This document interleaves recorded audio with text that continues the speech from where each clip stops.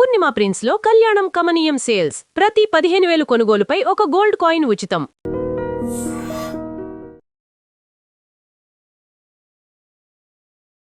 వాగర్థావివ సంపృక్తౌ వాగర్థ ప్రతిపత్తయే జగతః పితరౌ వందే పార్వతీ పరమేశ్వరౌ. ఆదిత్యాయ చ సోమాయ మంగళాయ బుధాయ చ గురు శుక్ర శనిభ్యశ్చ రాహవే కేతవే నమః. శృంగేరి జగద్గురు పీఠాధిపతులకి, కంచి పీఠాధిపతులకి నమస్కారములు తెలియచేసుకుంటూ కార్యక్రమాన్ని ప్రారంభిద్దాం.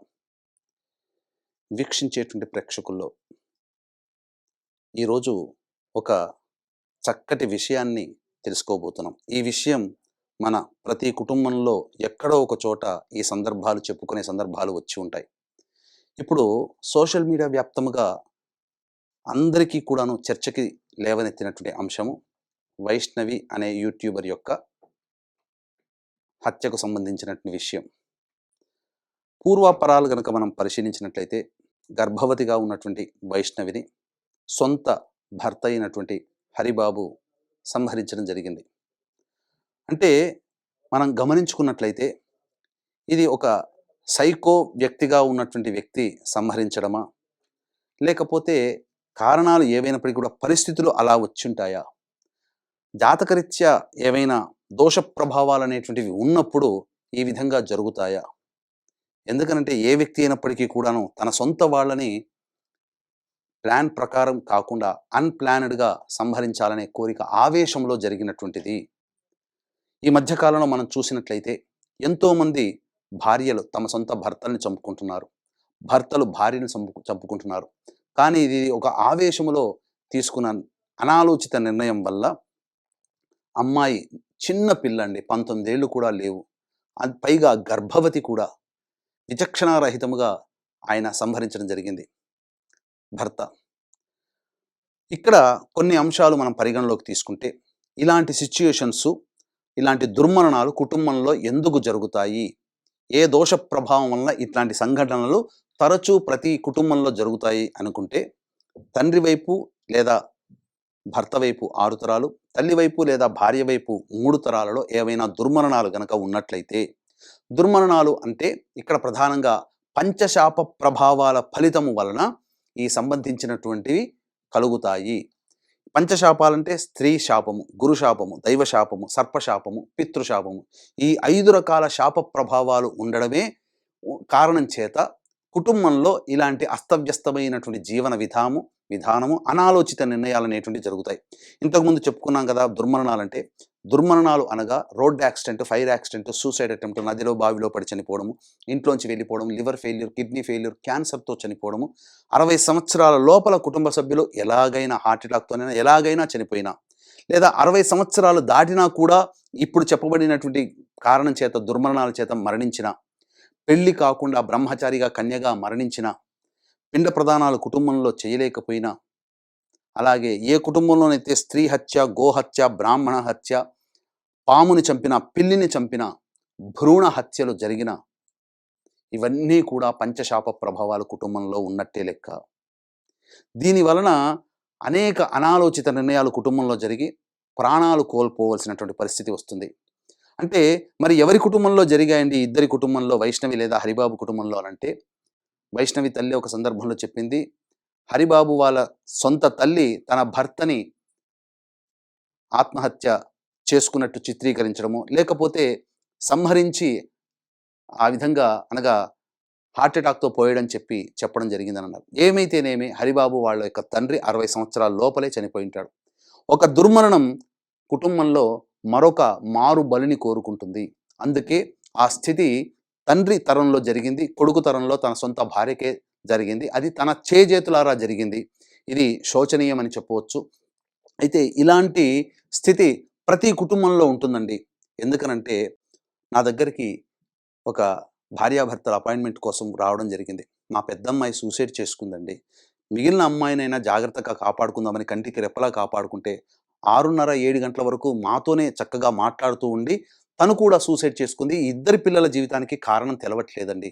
అంటే ఒక దుర్మరణము మారుబలిని కోరుకుంటుంది. కాబట్టి కేవలం మన కుటుంబంలో జరగలేదు, మన పెదనాన్నల కుటుంబంలో జరిగింది, బాబాయిల కుటుంబంలో జరిగింది, లేదా చిన్నతాత, పెదతాత, ముత్తాతల కుటుంబంలో జరిగింది, మనకు సంబంధం లేదు కదా అని మాత్రం ఏమాత్రం అనుకోకండి. దీన్ని ఎలా మనం గుర్తించాలి అనంటే, మనం కుటుంబంలో, బంధువులలో ఎవరైనా వ్యక్తి చనిపోతే మైల పట్టగలిగే బంధుత్వం ఉన్నంత వరకు ఈ యొక్క దోష ప్రభావం అనేటువంటిది ఆ కుటుంబాల్లో సంచరిస్తుంది.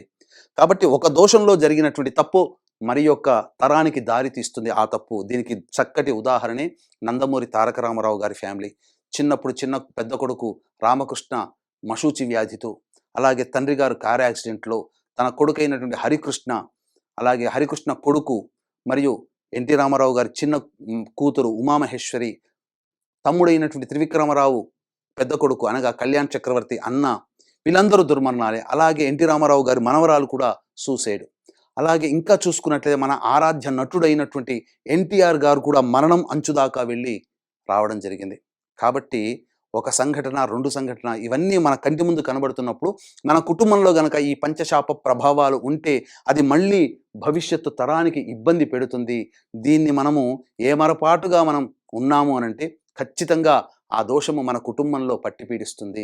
తద్వారా మనం ఈరోజు చూసుకునే చిన్న మొత్తం అయ్యేటువంటి డబ్బు ఖర్చుకి ఒక తరములో ఒక నిండు ప్రాణాన్ని మనం చేజేతులారా కోల్పోవలసి వస్తుంది. అందుకనే దీన్ని దృష్టిలో పెట్టుకునే మన పీఠం ఆధ్వర్యంలో 2013 సంవత్సరం నుంచి ప్రతి నెల ఈ సంబంధించినటువంటి పంచశాప నివృత్తి పూజలు, హోమాలు అనేటువంటివి సశాస్త్రీయంగా దగ్గరుండి చేయించడం జరుగుతుంది. అలాగే మొన్న మార్చి 17వ తారీఖు రోజున జరిగింది. రేపు ఏప్రిల్ 17వ తారీఖు రోజున కూడా జరపబడుతుంది. అంతేకాకుండా ఈ సంబంధించినటువంటి ఈ పంచశాప ప్రభావాలు అనేటువంటిది చాలామంది గూగుల్లో వెతుక్కొని వెళ్ళిపోతున్నారు. ఎక్కడ చేయిస్తున్నారో తెలియకుండా ముక్కు మొహం తెల్లని వాళ్ళతో మాట్లాడేసేసి వెళ్ళిపోతున్నారు. తద్వారా జరిగేటువంటి నష్టం ఏంటంటే, మాట్లాడే వాళ్ళు ఒకళ్ళవుతారు, రిసీవింగ్ చేసుకునే వాళ్ళు ఒకళ్ళవుతారు, పూజ చేయించే వాళ్ళు ఒకళ్ళవుతారు. ట్రైనీ పర్సన్స్ని కూర్చోబెట్టి ఆ పూజని, తంతుని పూర్తి చేస్తున్నారు. బ్రాహ్మణులకైతే ఒక రకంగా, మిగతా వాళ్ళకి ఇంకొక రకంగా, పురాణోక్తంగా, తూతూ మంత్రంగా షార్ట్కట్లో చేసి పంపిస్తున్నారు. చేయించే వాళ్ళకి టార్గెట్ ఉంటుంది. రోజుకి ఇన్ని పూజలు చేస్తే ఇన్ని డబ్బులు వస్తాయి కదా, దాని ప్రకారం చేస్తారు. 4 గంటలు చేయాల్సినటువంటి పూజను కేవలం 1.5 గంటల్లో పూర్తి చేసి మమ అనిపించేస్తున్నారు. ఇంకా ముందుకు వెళ్ళి కొంతమంది అయితే జన్మించిన నక్షత్ర జనన శాంతి చేసుకోవాలి, కానీ ఇంకొన్ని నక్షత్రాలు జోడించి ఈ నక్షత్రాల్లో ఉన్న 27 నక్షత్రాల్లో 19 నక్షత్రాల్లో జన్మిస్తే ఈ పంచశాప ప్రభావానికి గురవుతారు అని చెప్పి అనవసరంగా లేనిపోని భయాలు పెట్టి ఇలా చేయిస్తున్నారు. కాబట్టి ఇప్పుడు చెప్పినటువంటి కుటుంబంలో తండ్రి లేదా భర్త వైపు, తల్లి లేదా భార్య వైపు దుర్మరణాలు గనక తరంలో ఉంటేనే ఇవి చేసుకోవాలి. ఇంకా జాతకాలు లేవండి, మనం ఎలా దీన్ని మనం పసిగట్టాలి అనంటే కొన్ని సూచనలు, సంఘటనలు అనేటువంటివి ఉంటాయి.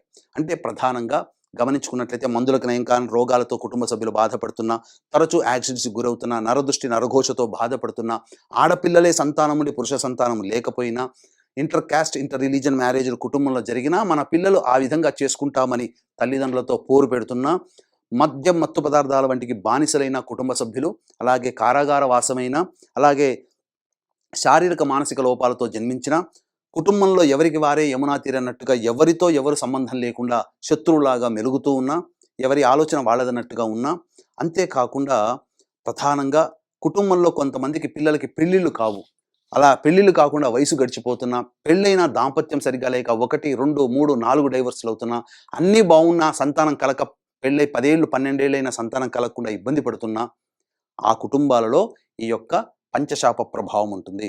అంతేకాకుండా ఇంట్లో గోడలకి క్రాక్స్ వచ్చినా, నల్లాలు ఎన్ని కొత్తవి మార్చినా వారం బాగుంటాయి, తర్వాత బొట్టుబొట్టుగా నీరు కారుతున్నా, ఇంట్లో జిల్ల పురుగులు, బుద్ధింకల బెడద ఎక్కువగా ఉన్నా, చేతిలోని ఆహారం జారిపోతున్నా, పొయ్యి దగ్గర మనం కూర్చుంటాము కానీ ఎప్పుడు తరచు వారంలో 4-5 సార్లు పాలు పొంగిపోతున్నా, మన దగ్గర మనం చూస్తున్నాగానే పాలు పొంగిపోతున్నా, అంతేకాకుండా పెద్దలు, చనిపోయిన వాళ్ళు తరచూ కలలో కనిపిస్తూ ఉన్నా, కారాగార వాసమైనట్టు కలలు వచ్చినా, తాను మరణించినట్టు కల వచ్చినా, అంతేకాకుండా ఎన్నో పూజలు చేశాం, మొక్కని దైవం అంటూ లేదు, తిరగని చెట్టంటూ లేదు, పుట్టంటూ లేదు అని చెప్పి విసిగి వేసారి ఇక దేవుడు లేడు అనే స్థితికి వచ్చిన కుటుంబాలలో, అలాగే మీతో పాటు వివాహమైన కొన్ని కుటుంబాలు ఉంటాయి, ఆ కొన్ని కుటుంబాలు బాగా పైకి ఎదుగుతాయి, కొన్ని కుటుంబాలు ఎక్కడ వేసిన గొంగడక్కడే, అనక బొదుగుదల లేని జీవితాన్ని గడుపుతున్నా, అంతేకాకుండా బాగా సంపాదించి లక్షల కోట్లు సంపాదించి ఒక అనాలోచిత నిర్ణయం, పెట్టుబడులు పెట్టడమో, స్టాక్స్లో పెట్టడమో, అప్పివ్వడం ద్వారా పూర్తిగా నష్టపోయినా, ఏ జన్మలో ఏ పాపం చేసుకున్నామరా,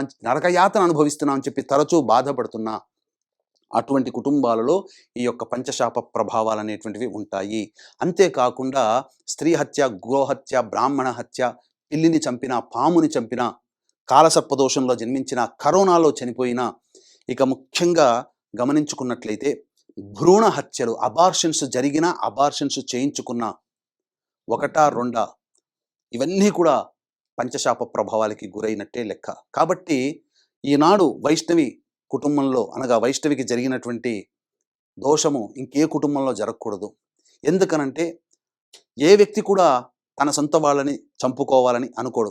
చంపడం మాత్రం హరిబాబుది ముమ్మాటికి తప్పే, అందులో సందేహం లేదు. చిన్న పిల్లండి, ఏం తెలుస్తుంది?